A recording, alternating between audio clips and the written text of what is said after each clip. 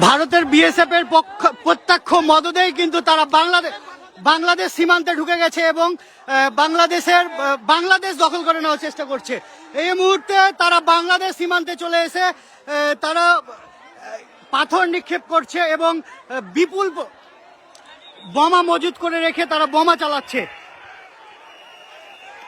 আমরা দেখতে পেয়েছি কয়েকজন বিজিবি সদস্যও কিন্তু এখানে আহত হয়েছেন।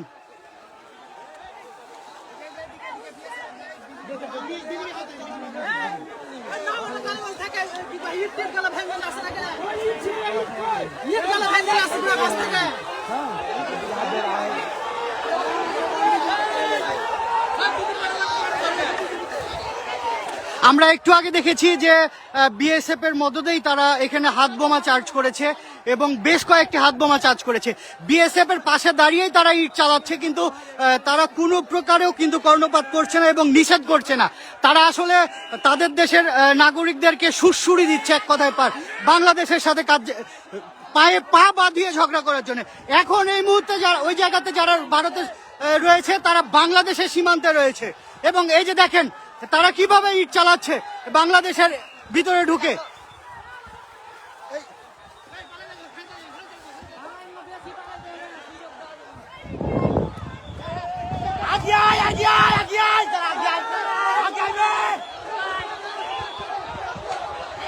এখানকার পরিস্থিতি খুবই ভয়াবহ।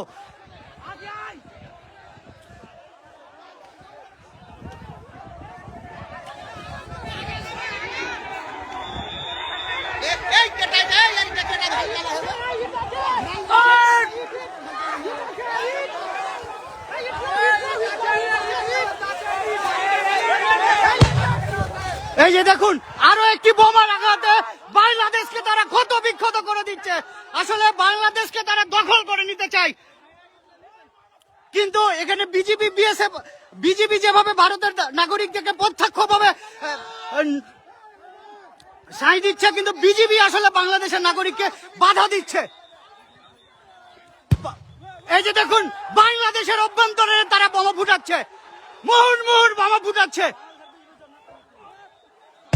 কার্যত বাংলাদেশের বিজেপি এখানে সীমান্তে এত বোমা ফুটছে, কি করছে তারা?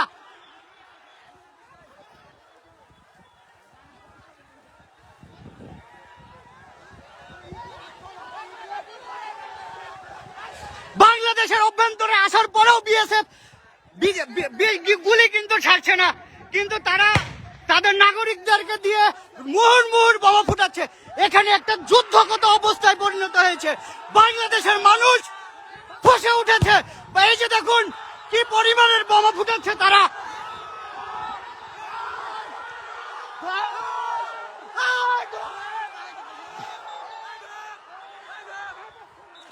সীমান্তে একটা যুদ্ধ অবস্থা চলছে। ভারত বাংলাদেশকে দখল করে নিতে চায়, এটি তার প্রমাণ।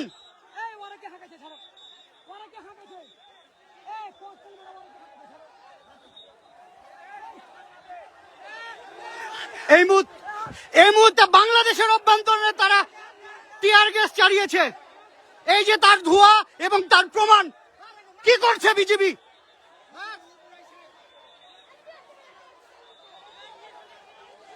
কার্যত এই জায়গাটা একটা যুদ্ধরত অবস্থার জায়গায় পড়েছে। বাংলাদেশকে তারা দখল করে নিতে চায়।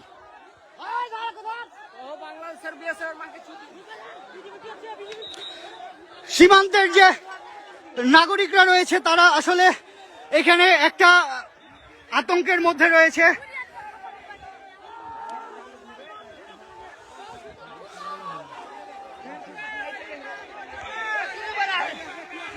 ভারতের বিএসএফ এর পক্ষাত্ম মদদেই কিন্তু তারা সীমান্তে এভাবে বোমাবাজি করছে এবং বাংলাদেশকে চোখ রাঙানি দেখাচ্ছে যে বাংলাদেশ তারা যে কোনো মুহূর্তে দখল করে নিতে চায়। কিন্তু বাংলাদেশের প্রতিটা মানুষ তাদের পাশে আছে, বিজিবির পাশে আছে এবং বাংলাদেশকে ভারতের কখনোই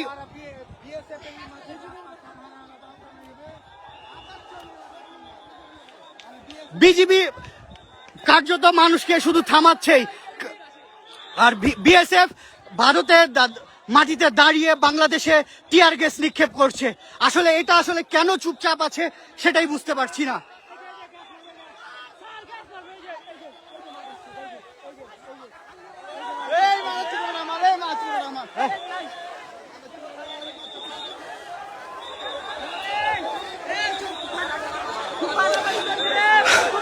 খুবই শোচনীয় অবস্থা এই জায়গাটাই, কার্যরত যুদ্ধ অবস্থা চলছে দুই দেশের মধ্যে।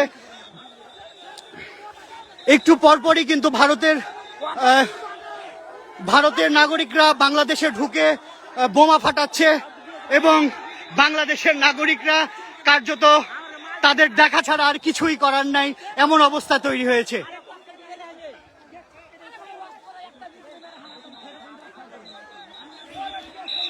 এই মুহূর্তে রয়েছি চাঁপাইনবাবগঞ্জের চোকা সীমান্তের সর্বশেষ আপনাদেরকে দেখানোর চেষ্টা করছি।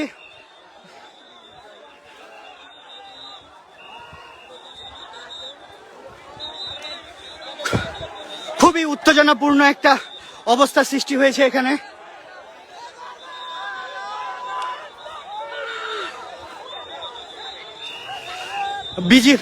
ভারতীয় নাগরিকরা একটু পরপরই ইটপাটকেল ছুটছে আর বাংলাদেশের অভ্যন্তরীণ এসে অবস্থান নিচ্ছে এবং তারা বোমাও ফাটাচ্ছে।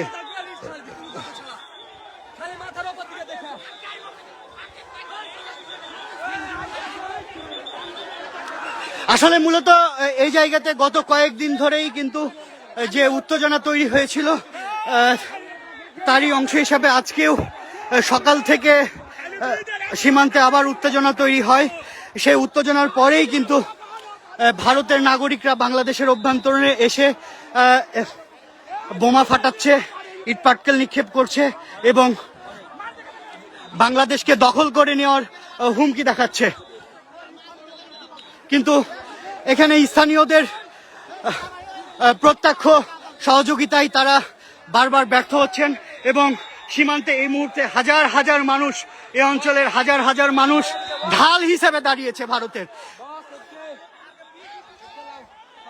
গেঞ্জি পরো।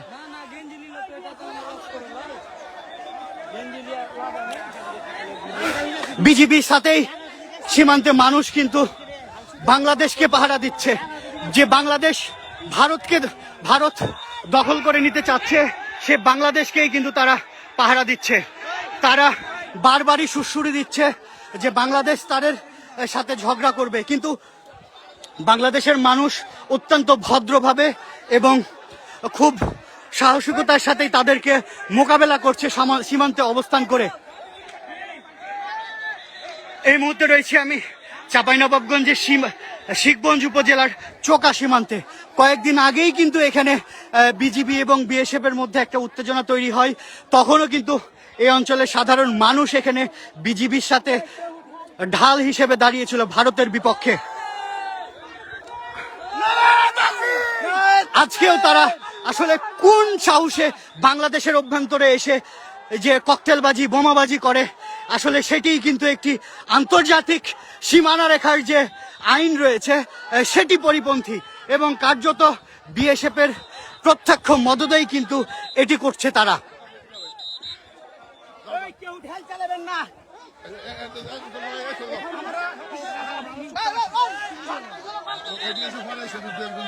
আমাদের জিনিসপত্র নাকি আপনাদের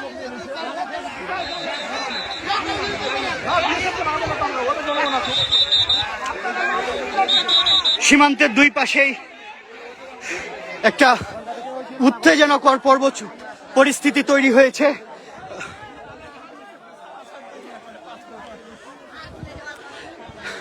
সীমান্তে বিজিবির সাথে সাধারণ মানুষ কিন্তু ঢাল হিসেবে দাঁড়িয়েছে। এই সীমান্তের এই জায়গাটি যেন কোনো মতেই বিএসএফ দখল করে নিতে না পারে।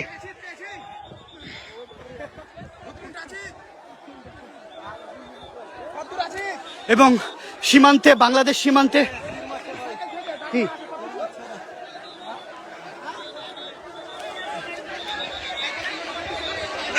একটা উত্তেজনাকর পরিস্থিতি তৈরি হয়েছে। আসলে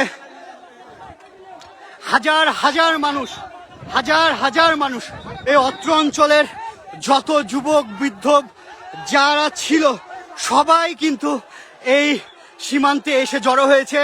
ভারত